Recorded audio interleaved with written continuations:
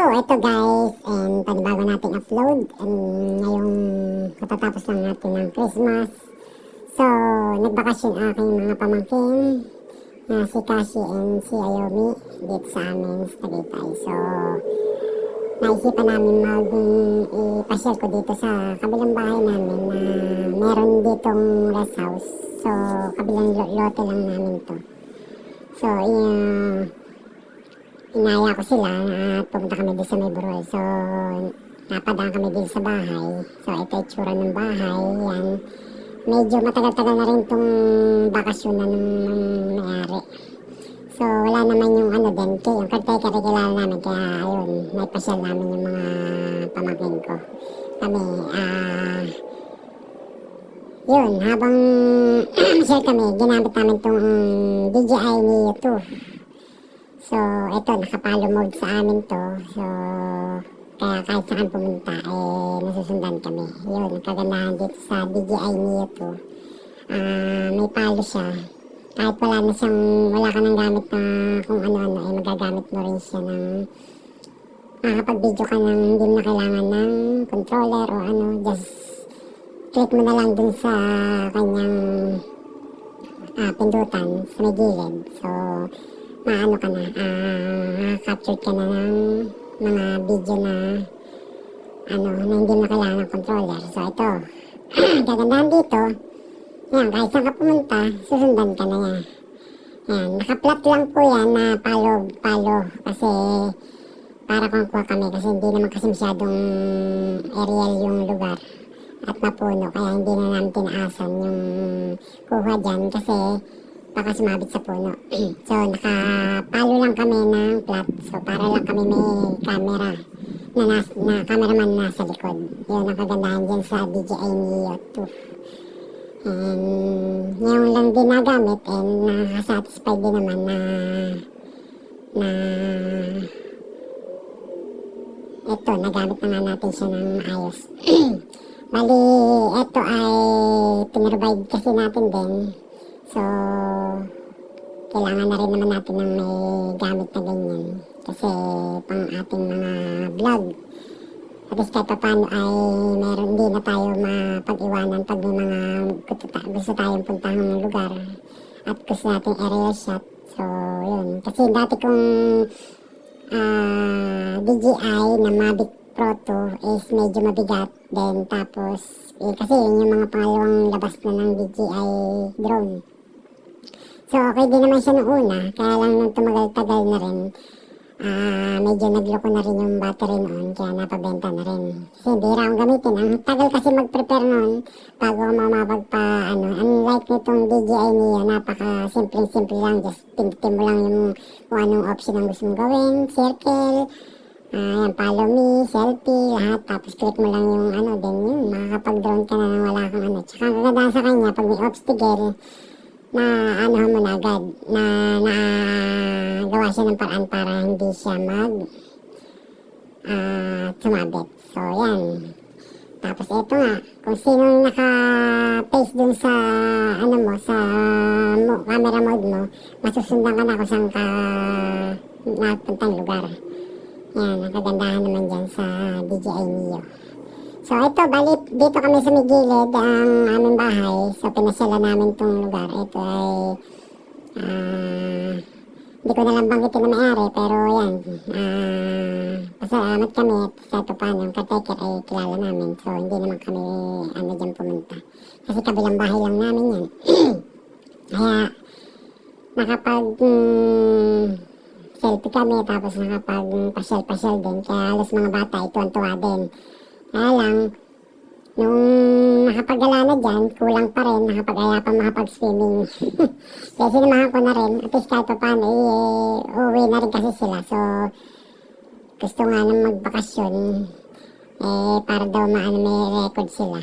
Yan, yung mga anak po yan ng mga kapatid ko. Yan. Palibasa, wala naman silang ako ang laging kinukulit. Kaya sinamahan ko na rin lang sila na makapaggala. So, ito yung lugar na yan ay meron dyan kasing pabrol. So, pamaya puntahan namin yun. na yun talaga yung target namin kasi doon ko naisip na mag-drone ng ano, kasi maluwag yun kahit anong gawin mong ano doon, kahit mag-circle ka, wala kang magiging problema. Kaya lang, medyo masukal na kanina, mataas yung damo, kaya medyo nangilag din ako na magtagal kami doon at baka may mga ahas. Yun, so ito, nandito kami sa loob ng bahay, sa labas ng bahay nung may-ari, nung rest house. Yan, sa gilid kami dumaan. So, ito tsura niya doon, yung dining garden. Ganda po sa lugar na yun. Talagang pang rest house talaga. Kaya yung mga swerte, yung mga property ngayon dito sa amin sa Tagaytay. Bihira naman pong uwian niya na may-ari. Yan.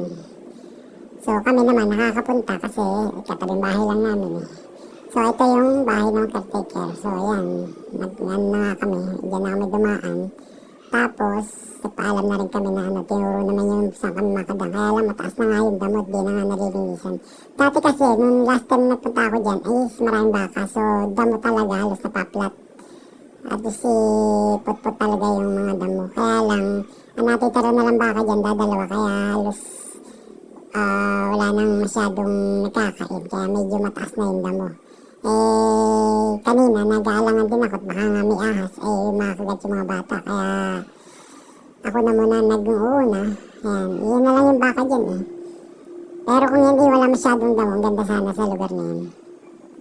Dapat yan gagawin ko nga ng trail site eh. Diyan ako magte-trail ng motor eh. Kaya lang mataas na nga yung damo, hindi ko na nga rin nagka-chance kasi lagi naman naulan. Kaya hindi ko na rin na masyadong napasyalan. So, yan, halos mga bata nga natatakot dumaan. Kaya ako naano kanina. Kasi mataas na talaga yung damo. Kaya nga, buti nga't napagpajama ko kasi sabi ko, dadaan natin damuhan, mangangati kayo. Dito sa portion na yan, medyo okay pa kasi medyo nakakain-kain pa siya ng baka. Kaya walang problema dyan sa dadaanan. Yung sa bandang taas, doon kasi mas magandang view. Pwede nga mag-camping doon kung tutuusin eh. Kasi ang ganda talaga ng burol na yan. So, yun na lang ang natitirang burol dyan sa amin na pwedeng pasyalan. Actually, yung may-ari niyan is nag-o-offroad dyan ng sakyan. Tapos, diadaan dyan sa pinakataas. Then, nag-ano sila dyan ng camp dyan sa may puno. Yan. Bali, yan ang kabuang lote ng kanilang rest house, kasama yan. Malaki-laki na rin pong lote yan. Matagal na rin nabili ng araw hanggang sa yun. Bihira naman tigilan. Actually, yung may-ari kasi niyan patay na. Natitira na lang yung asawa at saka mga anak na lang. Kaya halos hindi na rin masyado na may maintain. Yan. So ito, nandito kami sa may tuktok na ng burol.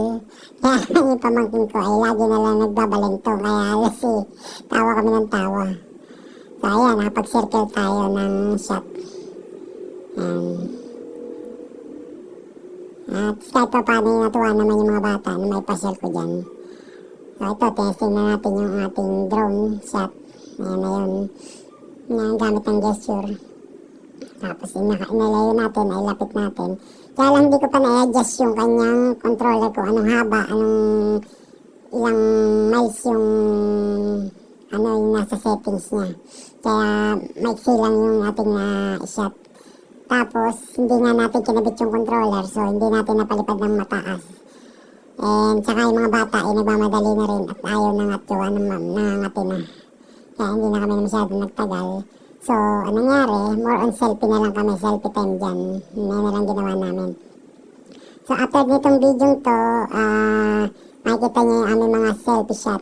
And magaganda naman yung output ng camera ng drone. And malinaw na muli, 4K talaga siya. And pati yung linaw ng selfie shot. So, ito, sarap magpahinga dyan. Pwede ka maglagay ng hammock or mag-fix ng tent kung gusto nyo mag-camping, So, sa iba hindi ko may advice na yan kasi private nga yan. Pero ako, pwede ako mag-camping dyan if I want naman. Yun. So, this time na mag-selfie na kami. So, yung mga bata, pinakokontrol ko na sila ng drone. Sa kanila, sila ko nang pinapababa yung drone sa mga palad nila. So eto, tumaan ulit kami sa tulay. So yung aking pamangkin ay kaarte-arte. Hindi makaano, nagpabuhat pa sa akin. Diyos ko po. Ayan. Talagang sumampa sa akin, nagtatakot daw sa tulay. Kaprasong tulay, takot at ayan, nakuhanan pa naman kami dyan. Yung ganda nga nung ano niya, yung follow me, kasi kahit ano ka, talagang nasusundan ka. Para kami cameraman. Yan ang ganda dyan sa DJI Neo 2. Ayan, sila na halos nagko-control eh. Ayan, kita nyo ang aming mga shot dito. Halos nakakatawa nga yung lugar. Yan, and kita nyo yung mga pine trees yan, yung ano ng Tagaytay. Ganda rin. Kaya lang di na naitaas yung ano para nakita natin yung mismong view. Itinawad na ako maglagay ng controller kasi actually isang battery na lang ang natitira natin dyan. Kaya halos medyo mabilis lang talaga maubos. Ilang minutes lang. Kung maghahaba-haba yung video talaga, ubos talaga yung 3 battery na karga. So, na-shot naman namin dito ng halos marami naman kami nakuhanan and bago maubos. So, ay mga baka dyan, no? Tataba kasi maganda yung damo. Actually, yung mga yan, kahit mga pamangkin ko tsaka mga kapatid ko, bihira rin makapunta dyan. Hindi nila na-attempt na punta yan. Ako palibasay gala. Kaya hindi ko na masyadong aware dyan sa lugar na yan. Kasi talaga napupuntahan ko yan. Kasi naghahanap din talaga ako ng mapupuntahang lugar. Kaya ako nag-attempt na maghanap naman ganyan. So ito si Ayumi, and siya na ng drone, nakapalo sa kanya. So siya lahat ang sasat yan. Bali anak yan na aking pamangkin. Ay, na aking kapatid. So ayan pamangkin ko na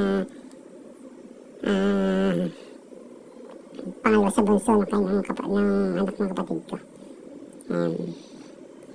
Ayan, nakapalo mode pa rin kami, and sa front naman yan. Kasi may mga settings siya ng right, left, front, left, and yan, bali naka-front follow mode. Kaya halos kala mo kami merong nagka-camera sa kagulo pa nga sila sa pagkuha ng drone.